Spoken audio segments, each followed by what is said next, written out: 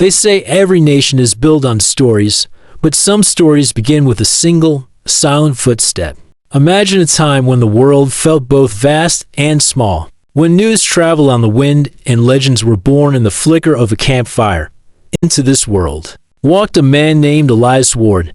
He wasn't a king, a general, or a prophet. He was a drifter, a wanderer with nothing but a weathered coat, an old compass that didn't point north, and a star map of constellations no one had ever seen. He would appear at the edge of a town just as dusk settled, a lean, weary figure with shoulder-length brown hair and a quiet intensity in his eyes. He rarely spoke first, but when he did, his voice was like the rustling of dry leaves. He'd trade a day's work for a meal, mending a fence or helping with the harvest. And then he would be gone by sunrise. But he always left something behind, not gold or jewels, but a story, a fragment of a tale, an observation about the stars, or a simple act of kindness that would ripple through the community long after he'd vanished. In one village, nestled in a high mountain valley, he shared a story with an old woman, Mara Finch. She sat by her fire, her gray hair in a neat bun, listening as he spoke of a river that flowed not to the sea, but to the sky. Months later, when travelers passed through, they heard Mara telling the tale, only now the river was said to grant wisdom to those who drank from its waters. The story had begun to grow.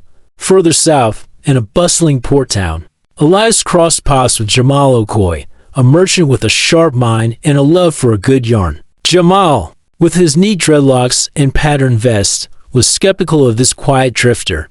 He challenged Elias, asking him to prove the worth of his strange star map. That night, Elias used the map not to navigate the seas, but to predict the precise hour a rare celestial event would occur. The townsfolk were astonished. Jamal, humbled and inspired, began telling stories of a wanderer who could read the secrets of the heavens. The legend expanded, each telling adding a new layer of wonder. The whispers about Elias Ward traveled faster than he did. They called him the Star Walker, the Silent Sage, the man who followed a broken compass. His recurring symbols, the compass that pointed to what your heart desired, the map of unseen stars, became central to these budding myths. People started seeing meaning where before there was just a quiet stranger. His lean build was no longer just weary.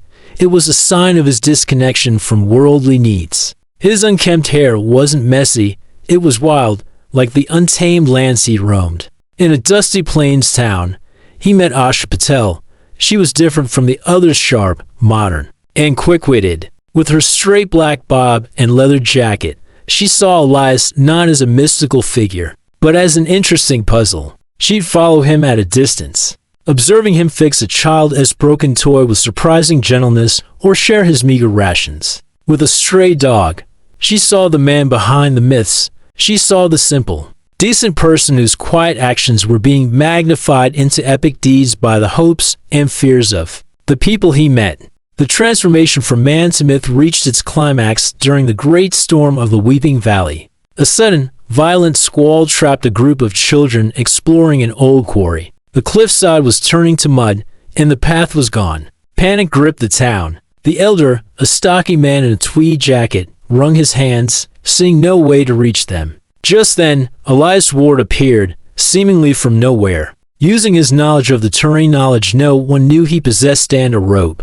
he'd been braiding from wild vines, he single-handedly guided each child back to safety. He didn't use magic or divine intervention. He used skill, courage, and a calm that defied the raging storm. By the time the last child was safe, Elias had slipped back into the shadows, his brown coat blending with the rain-soaked trees. But this time, his departure was different. The story of the rescue exploded. It was told in every tavern, at every dinner table, and around every campfire. One storyteller would claim he calmed the storm with a single word. Another would say he flew across the chasm on the wind itself. The town elder, speaking to a crowd, declared that Elias was a guardian spirit sent to protect them. The truth of the Aventan act of bravery by a skilled man was seamlessly blended with awe and gratitude. The legend was cemented. Asha Patel, who witnessed the rescue, tried to share the simple truth, but found that people preferred the more magical version.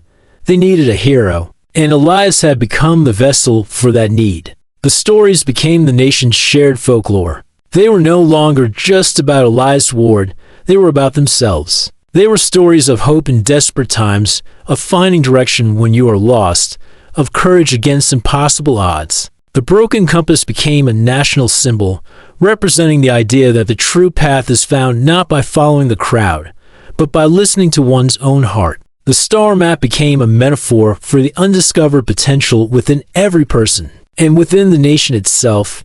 And what of Elias? No one knows where he went. Some say he finally found what his compass was pointing to.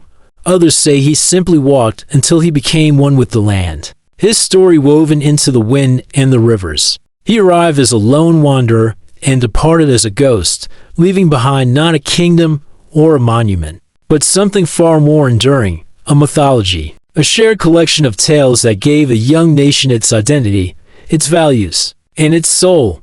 The man was gone, but the drifter who inspired a nation's myths would live forever in the stories they told. The tale of Elias Ward reminds us of the profound power of a shared story.